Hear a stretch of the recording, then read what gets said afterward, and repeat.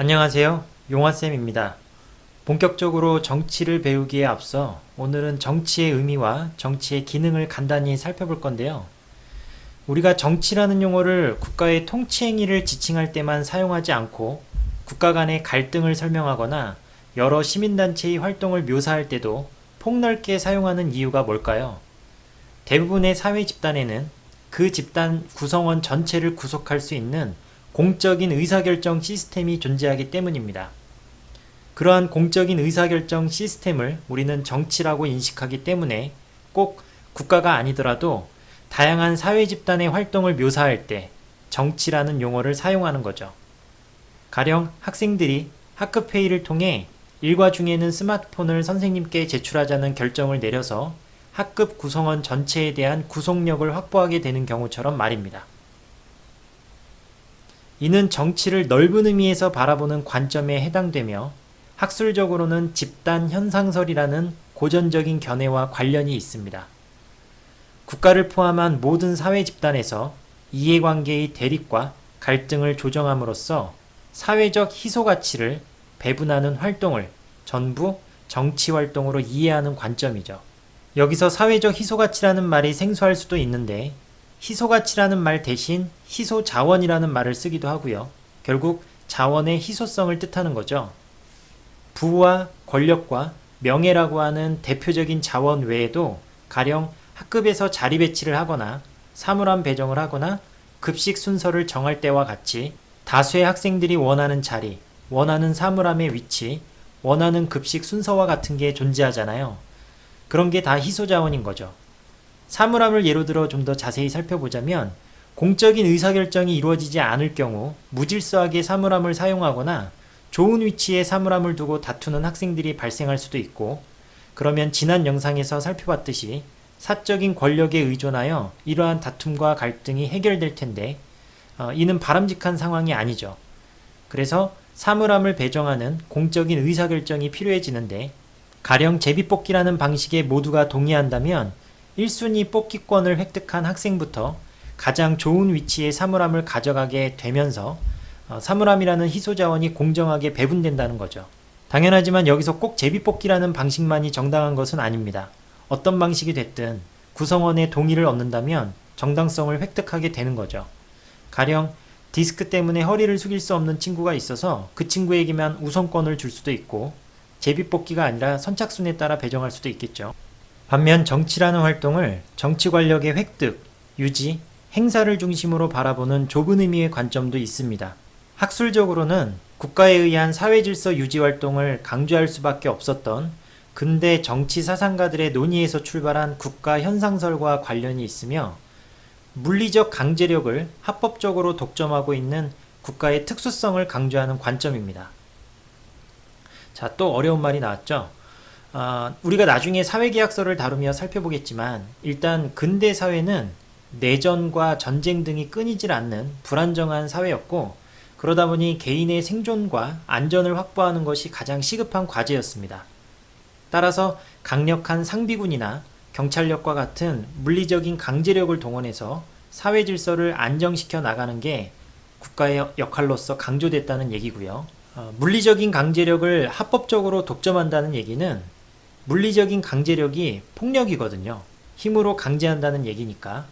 그런데 국가 외에는 폭력을 합법적으로 행사할 수 있는 집단이 없고, 만약에 어떤 집단이 폭력을 행사하면 국가에 의해 처벌을 받기 때문에 오직 국가만이 폭력을 독점한다는 얘기입니다.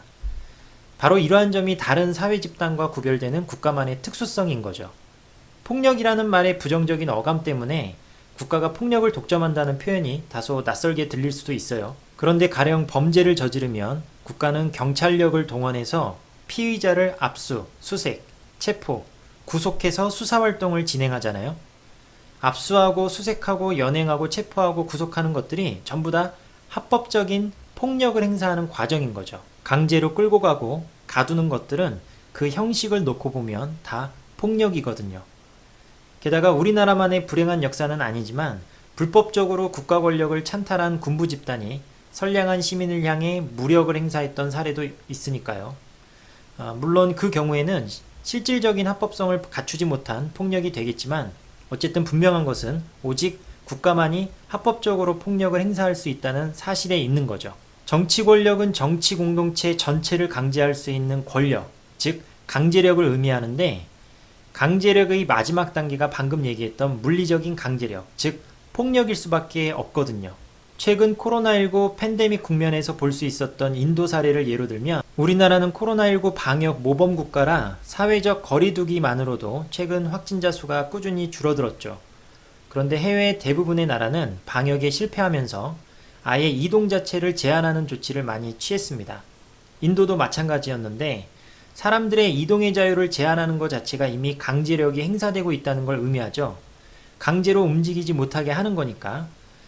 처음에는 이동 제한 조치에 대한 안내, 선전, 설득, 캠페인, 행정명령 등의 수단을 동원해서 강제력을 행사했지만, 이게 효과가 없으면 마지막 단계에는 경찰력과 군사력을 동원해 폭력을 사용하게 되는 거죠. 그래서 실제 인도의 길거리에서 사람들이 얼차려를 받거나 몽둥이로 매질을 당하는 장면이 뉴스에 많이 보도됐죠.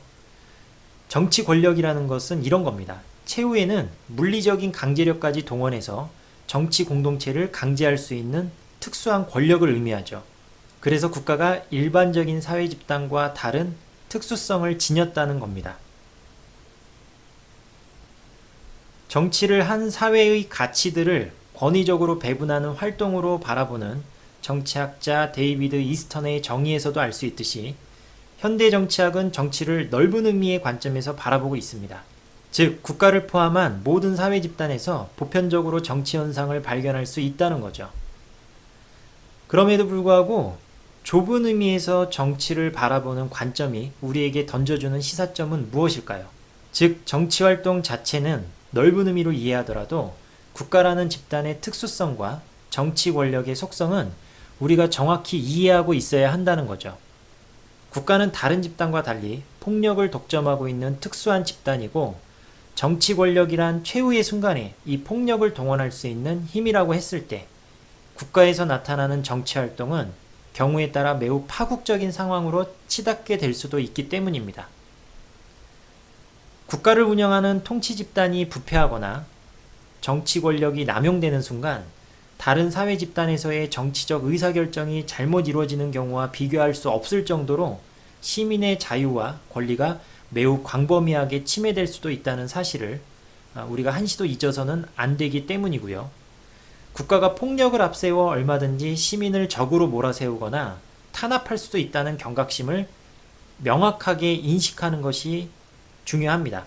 이러한 경각심을 바탕으로 시민들이 국가와 정치 권력을 지속적으로 감시하고 견제할 때만이 통치 집단이 부패하거나 정치 권력이 남용되는 것을 막을 수 있기 때문이죠. 한편 정치의 기능은 크게 사회 질서를 유지하는 측면과 사회 발전을 도모하는 측면으로 나눌 수 있는데요. 앞서 살펴봤듯이 국가가 가진 정치 권력을 바탕으로 반사회적인 행위를 통제하고 사회에서 발생하는 다양한 갈등을 조정함으로써 혼란을 방지하는 것이 사회 질서 유지 기능에 해당된다면, 새로운 정책을 수립하거나 비전을 제시하여 구성원들이 인간다운 삶을 살아갈 수 있도록 사회적 조건을 개선하고 구성원들의 협력과 동참을 이끌어내는 활동이 사회 발전을 도모하는 기능에 해당됩니다.